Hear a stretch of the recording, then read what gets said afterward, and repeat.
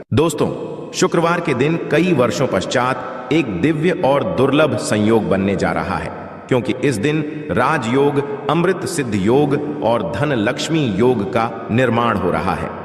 तो दोस्तों, इस बार धन लक्ष्मी योग का निर्माण होने से इस शुक्रवार के दिन माता लक्ष्मी और भगवान विष्णु दोनों की कृपा बरसने वाली।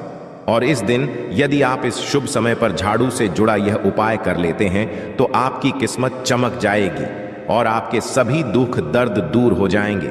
इसके साथ ही आपके घर से बुरी शक्तियों का नाश हो जाएगा। इसलिए दोस्तों, इस वीडियो को आखिर तक जरूर देखें। और दोस्तों, यदि आप भी अपने जीवन में महालक्ष्मी की कृपा पाना चाहते हैं तो इस वीडियो को लाइक करें। एक कमेंट में जय महालक्ष्मी लिखना ना भूलें। दोस्तों, आज हम आपको झाड़ू का वह नियम बताने वाले हैं जिससे आपको पता चलेगा कि झाड़ू को किस दिशा में रखना शुभ होता है, झाड़ू कब बदलनी चाहिए, झाड़ू को लेकर आपको ऐसी कौन सी गलतियां नहीं करनी चाहिए जो वास्तुशास्त्र में लिखा हुआ है, वरना आपके जीवन में आपको गरीबी, दरिद्रता, परेशानी, कष्ट का सामना करना पड़ सकता है। दोस्तों, एक बात ध्यान रखिएगा, झाड़ू का सीधा तात्पर्य और सीधा संबंध माता लक्ष्मी जी से होता है। किसी भी व्यक्ति ने यदि झाड़ू का सही उपाय सीख लिया और झाड़ू का सही तरीके से उपाय कर जो हमारे वास्तुशास्त्र में, धर्मशास्त्र में लिखा हुआ है, तो मान के चलिए आपको साक्षात माता लक्ष्मी जी का आशीर्वाद मिलेगा। दोस्तों, आप एक बात जानते लीजिए कि हर कोई जानता है झाड़ू को कभी भी रात में नहीं लगाना चाहिए, किंतु हमारे हिंदू शास्त्रों में कुछ लेख लिखे हुए हैं झाड़ू को लेकर कि मतलब झाड़ू लगाने के शुभ मुहूर्त कब है, झाड़ू कौन से समय पर लगानी चाहिए जिससे आपके घर में सकारात्मक ऊर्जा आए, आपके घर की जन्मांतर की कभी भी खत्म हो जाए। दोस्तों, जैसा हमने आपको स्टार्टिंग में ही बता दिया था, झाड़ू का सीधा संबंध माता लक्ष्मी जी से होता है। कहा गया है माता लक्ष्मी जी को झाड़ू बहुत ही ज्यादा प्रिय होती है। यदि कोई भी व्यक्ति ठीक तरीके से झाड़ू का प्रयोग कर रहा है तो निश्चित रूप से उसको माता लक्ष्मी जी का आशीर्वाद मिलेगा। उस व्यक्ति के जीवन काल में कभी भी धन संबंधित परेशानी नहीं होगी। दोस्तों, हमारे हिंदू धर्म में घर को मंदिर माना जाता है, इसीलिए कहा गया है कि अपने घर को साफ सुथरा रखना चाहिए। शास्त्रों में बताया गया है कि यदि हम प्रतिदिन साफ सफाई करते हैं तो हमारे घर पर माता लक्ष्मी जी वास करने आती हैं। यदि हमारे घर में रोज साफ सफाई हो रही है तो हमारे घर में कभी भी गरीबी, दरिद्रता, परेशानी नहीं आएगी। वहीं दूसरी तरफ यदि हमारे घर में साफ सफाई नहीं होती है, हमारा घर गंदा पड़ा रहता है, तो हमारे घर में नकारात्मक ऊर्जा का वास हो जाता है। हमारे घर में गरीबी, दरिद्र आ जाती है और वास करने लगती है, जिससे हमारे घर की बरकत रुक जाती है। दोस्तों, आज एक बात आप जान लीजिए, जब भी आप रात में सोने जाते हैं तो एक बात का ध्यान रखिएगा, रात्रि के समय ही आपके घर में नकारात्मक शक्तियां, काला जादू, काली शक्तियां प्रवेश कर जाती है। किंतु यदि आप लोग वास्तुशास्त्र के हिसाब से प्रतिदिन झाड़ू लगा रहे हैं और सही मुहूर्त पर लगा रहे हैं तो कोई भी शक्ति जो आपके घर पर रात में प्रवेश की है वह आपके घर से सदैव के लिए चली जाएगी। दोस्तों, बहुत ध्यान दीजिएगा जो आपको हम बताने जा रहे हैं। वास्तुशास्त्र के अध्याय नंबर 71 में साफ साफ लिखा हुआ है, जब भी सूर्योदय होता है तो आपको सूर्यदेव के पश्चात तुरंत ही झाड़ू लगा लेना चाहिए। यदि आप सूर्योदय के पश्चात झाड़ू लगाते हैं तो आपके घर की जो नकारात्मक शक्तियां होती हैं वह आपके घर से चली जाती है, आपके घर पर सकारात्मक शक्तियों का वास हो जाता है। कहने का तात्पर्य दोस्तों कि हमारे वास्तुशास्त्र के हिसाब से जो सबसे अच्छा समय झाड़ू लगाने का होता है वह सुबह के वक्त सूर्योदय के पश्चात का होता है। किंतु किसी कारणवश हम झाड़ू नहीं लगा पाते हैं तो दोपहर से पहले यदि आप झाड़ू लगा लेते हैं तो यह बहुत ही ज्यादा शुभ है,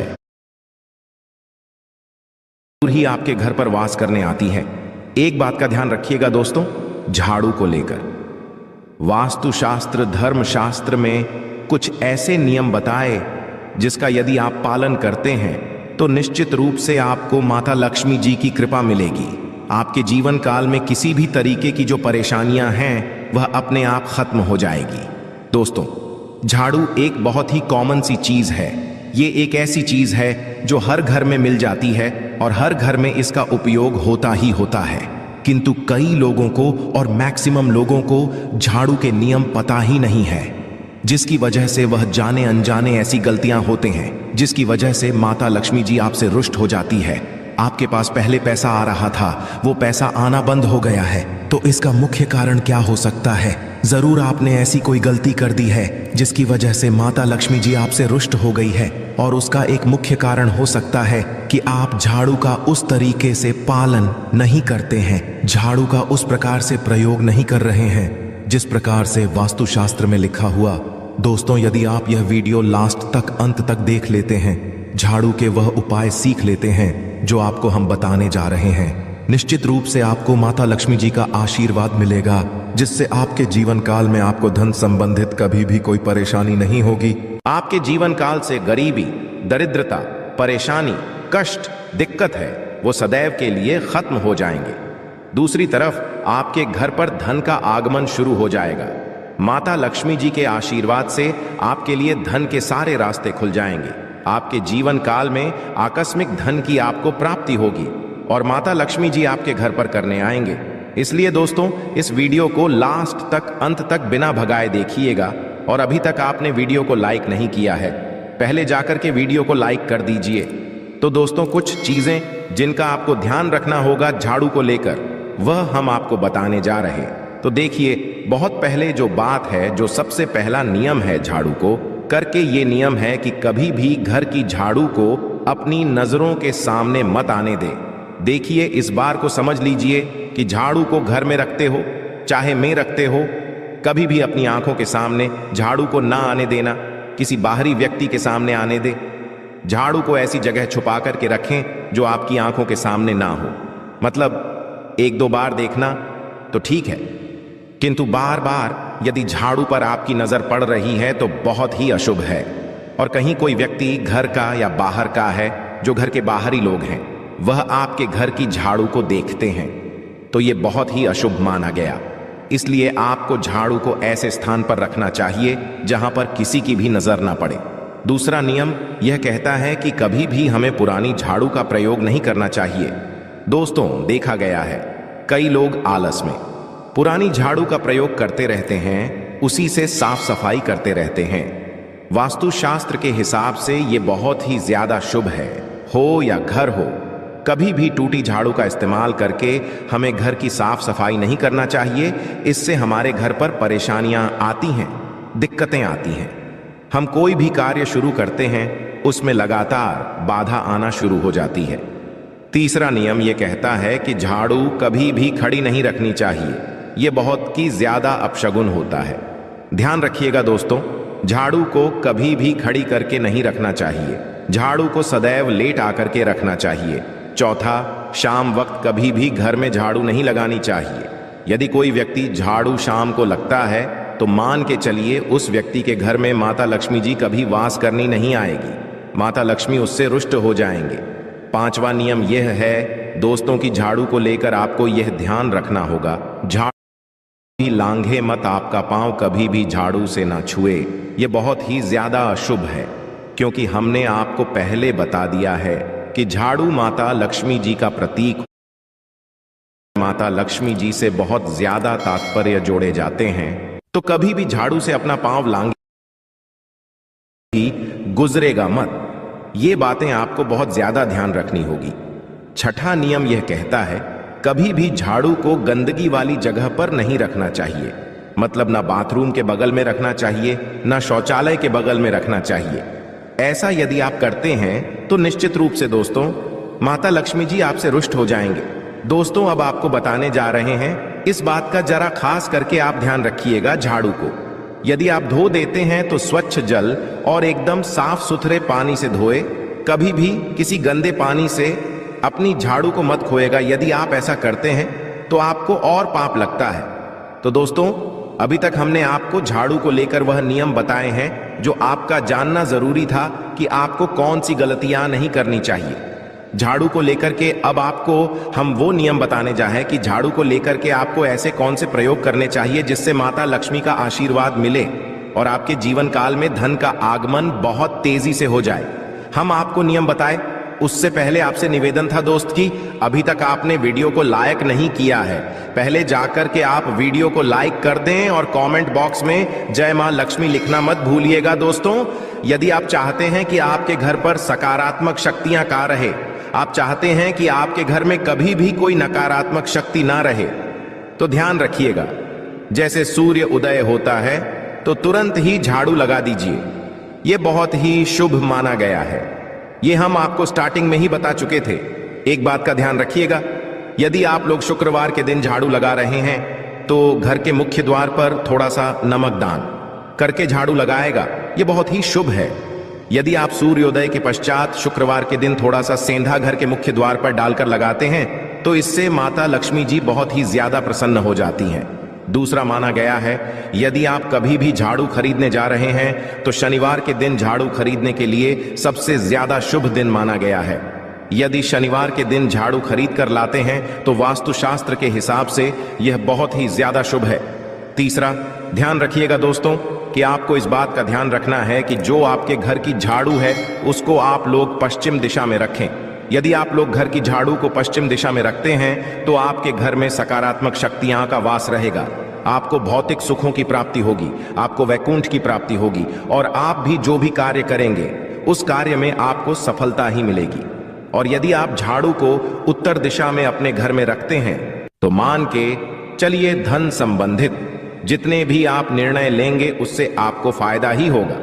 धन का आगमन आपके जीवन में बहुत तेजी से जाएगा। आपके जीवन काल से धन संबंधित जितनी भी परेशानियां हैं वह चली जाएगी। अब आपको जो हम बताने जा रहे हैं वह बहुत ध्यान से सुनिएगा दोस्तों। और अभी तक अपने वीडियो लाइक नहीं किया है, कृपया करके वीडियो को लाइक कर दीजिए। दोस्तों, होता क्या है कि एक बात कही गई है कि यदि आपको झाड़ू सपने में दिखती है तो यह बहुत ही ज्यादा शुभ है, किंतु किस तरीके से बहुत शुभ है ये आप जान लीजिए। यदि आप सपने में देख रहे हैं आप झाड़ू लगा रहे हैं तो यह अशुभ माना गया है। अब आपको सावधान होने की जरूरत है। मान लीजिए आप कोई प्रॉपर्टी खरीदने जा रहे हैं, पैसे का निवेश करने जा रहे हैं, शेयर मार्केट में या किसी भी जगह है, अब आपको सावधान होना चाहिए। ऐसी जगह पर पैसा मत लगाइए जहां पर 50-50 का चांस है। दोस्तों, इस बात का बहुत ध्यान रखिएगा। दूसरा, यदि आप सपने में ये देखते हैं कि आप मंदिर में झाड़ू लगा रहे हैं तो मान के चलिए अब आपके जो कठिनाई वाले दिन थे वह चले जाएंगे, आपके कष्ट वाले जो दिन थे वह खत्म हो जाएंगे और माता लक्ष्मी जी आपके घर पर करने आएंगे। यह बहुत ही ज्यादा शुभ बताया गया है। अब मान लीजिए आप सपने में ये देखते हैं कि आपके घर का व्यक्ति झाड़ू लगा रहा है तो यह उसके लिए बहुत शुभ संकेत है। मान के चलिए कि आपका जानने वाला व्यक्ति जो आपके सपने में झाड़ू लगा रहा है उसका समय अच्छा आने वाला है। तो दोस्तों, ये कुछ ऐसी हैं झाड़ू को लेकर जो आपका जानना जरूरी था। अब आपको हम एक प्रयोग बता देते। यदि आप इस प्रयोग को करते हैं, इस उपाय को करते हैं, तो आपके जीवन में धन का आगमन बहुत तेज हो जाएगा। शुक्रवार का दिन माता लक्ष्मी का दिन होता है। इस दिन किया गया उपाय कभी खाली नहीं जाता है। ध्यान रखिएगा दोस्तों, ये उपाय है 5 शुक्रवार का। ये उपाय यदि आप करेंगे तो माता लक्ष्मी का आशीर्वाद मिलेगा। आपको करना यह है कि एक शुक्रवार को, मतलब पहले शुक्रवार से जब ये आप उपाय करने जा रहे हैं उससे पहले आप तामसिक भोजन खाना छोड़ दीजिएगा। तामसिक से मतलब है शराब, मदिरा, नॉन वेज, इन सब चीजों को बिल्कुल त्याग दीजिएगा, वरना आपकी ये पूजा संपन्न नहीं मानी जाएगी। आपको माता लक्ष्मी का आशीर्वाद नहीं मिलेगा। आपको करना केवल यह है कि 5 शुक्रवार आपको किसी भी झाड़ू के नीचे, जो घर की झाड़ू है उसके नीचे 2 लौंग दबा देनी है और 1 काली मिर्च दबा देनी है। इसको पहले शुक्र के पश्चात दूसरे शुक्रवार को किसी भी लाल कपड़े में रख देना, फिर ऐसे लगातार।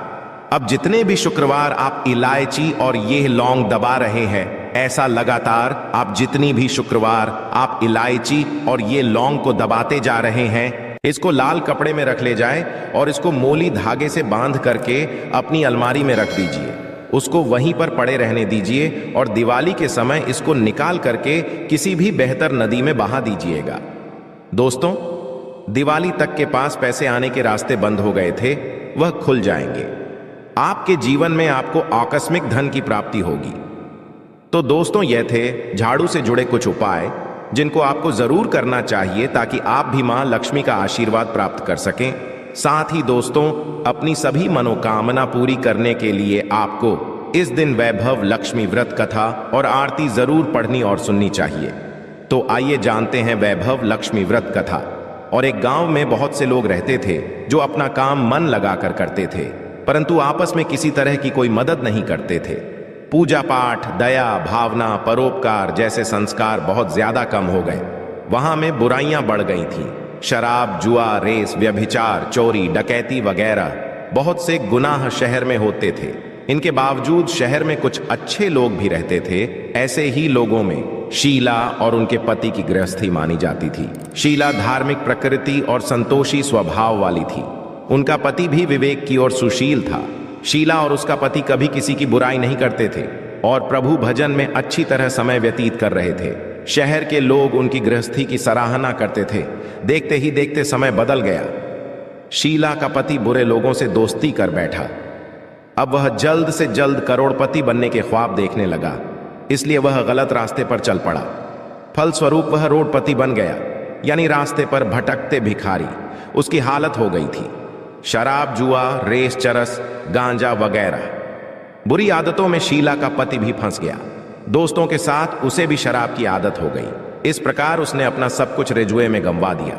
शीला को पति के बर्ताव से बहुत दुख हुआ, किंतु वह भगवान पर भरोसा कर सब कुछ सहने लगी। वह अपना अधिकांश समय प्रभु भक्ति में बिताने लगी। अचानक एक दिन दोपहर को उनके द्वार पर किसी ने दस्तक दी। शीला ने द्वार खोला तो देखा कि एक मांझी खड़ी थी। उसके चेहरे पर अलौकिक तेज निखार रहा था। उनकी आंखों में से मानो अमृत बह रहा था। उसका भव्य चेहरा करुणा और प्यार से छलक रहा था। उसको देखते ही शीला के मन में अपार शांति छा गई। शीला के रोम रोम में आनंद छा गया। शीला उस्मान जी को आदर के साथ घर में ले आई। घर में बिठाने के लिए कुछ भी नहीं था। आंख शीला ने सकुचाकर एक फटी हुई चादर पर उसको बिठाया। मासी बोली, क्यों शीला, मुझे पहचाना नहीं? हर शुक्रवार को लक्ष्मी जी के मंदिर में भजन कीर्तन समय मैं भी वहां आती हूं। इसके बावजूद शीला कुछ समझ नहीं पा रही थी। फिर माँ जी बोली, तुम बहुत दिनों से मंदिर नहीं आई, आंख में तुम्हें देखने चली आई। माँ जी के अति प्रेम भरे शब्दों से शीला का हृदय पिघल गया। उसकी आंखों में आंसू आ गए और वह बिलख बिलख कर रोने लगी। माँ जी ने कहा, बेटी, सुख और दुख तो धूप और छांव जैसे होते हैं। धैर्य रखो बेटी, मुझे तेरी सारी परेशानी बता। माँ जी के व्यवहार से शीला को काफी संबल मिला और सुख की आस में माँ जी को अपनी सारी कहानी कह सुनाई। कहानी सुनकर माँ जी ने कहा, कर्म की गति न्यारी होती है। हर इंसान को अपने कर्म भुगतने ही पड़ते हैं, इसलिए तू चिंता मत कर। अब तू कर्म भुगत चुकी है, अब तुम्हारे सुख के दिन जरूर आएंगे। तू तो माँ लक्ष्मी जी की भक्त है। माँ लक्ष्मी जी तो प्रेम और करुणा की अवतार है। बे अपने भक्तों पर सदैव ममता रखती है। इसीलिए तू धैर्य रखकर माँ लक्ष्मी जी का व्रत कर, इससे सब कुछ ठीक हो जाएगा। शीला के पूछने पर जी ने उसे व्रत की सारी विधि भी बताई। माँ जी ने कहा, बेटी माँ, लक्ष्मी जी का व्रत बहुत सरल है। उसे वर लक्ष्मी व्रत या वैभव लक्ष्मी व्रत कहा जाता है। यह व्रत करने वाले की सब मनोकामना पूर्ण होती है। वह सुख, संपत्ति और यश प्राप्त करता है। शीला यह सुनकर आनंदित हो गई। शीला ने संकल्प करके आंखें खोली तो सामने कोई न था। वह विस्मित हो गई कि माँ जी कहाँ गईं। शीला को तत्काल यह समझते देखना लगी कि माँ जी और कोई नहीं, साक्षात ही थी। दूसरे दिन शुक्रवार था। सवेरे स्नान करके स्वच्छ कपड़े पहनकर शीला ने माँ जी द्वारा बताई विधि से पूरे मन से व्रत किया। आखिरी में प्रसाद वितरण हुआ। यह प्रसाद पहले पति को खिलाया। प्रसाद खाते ही पति के स्वभाव में फर्क पड़ गया। उस दिन उसने शीला को मारा नहीं, सताया भी नहीं। शीला को बहुत आनंद हुआ। उनके मन में वैभव लक्ष्मी व्रत के लिए श्रद्धा बढ़ गई। शीला ने पूर्ण श्रद्धा भक्ति से 21 शुक्रवार तक वैभव लक्ष्मी व्रत किया। 21वें शुक्रवार को के कहे मुताबिक यापन विधि करके 7 स्त्रियों को वैभव लक्ष्मी व्रत की 7 पुस्तकें उपहार में दी। फिर माता जी के धन लक्ष्मी स्वरूप की छवि को वंदन करके भाव से मन ही मन प्रार्थना करने लगी है, माँ धन लक्ष्मी, मैंने आपका वैभव लक्ष्मी व्रत करने की मन्नत मानी थी, वह व्रत आज पूर्ण किया है। हे माँ, मेरी हर विपत्ति दूर करो, हमारा सबका कल्याण करो। जिसे संतान ना हो उसे संतान देना सौभाग्यवती, स्त्री का सौभाग्य अखंड रखना, कुनारी लड़की को देना जो आपका यह चमत्कारी वैभव लक्ष्मी व्रत करे, उनकी सब विपत्ति दूर करना, सभी को सुखी करना। हे माँ, आपकी महिमा अपार है। ऐसा बोलकर लक्ष्मी जी के धन लक्ष्मी स्वरूप की छवि को प्रणाम किया। व्रत के प्रभाव से शीला का पति अच्छा आदमी बन गया और कड़ी मेहनत करके व्यवसाय करने लगा। उसने तुरंत शीला के गिरवी रखे गहने छुड़ा लिए। घर में धन की बाढ़ सी आ गई। घर में पहले जैसी सुख शांति छा गई। वैभव लक्ष्मी व्रत का प्रभाव देख मोहल्ले की दूसरी स्त्रियां भी विधिपूर्वक वैभव लक्ष्मी व्रत करने लगी। आशा है कि आज की इस प्रस्तुति में बताई गई जानकारी आपको अच्छे से समझ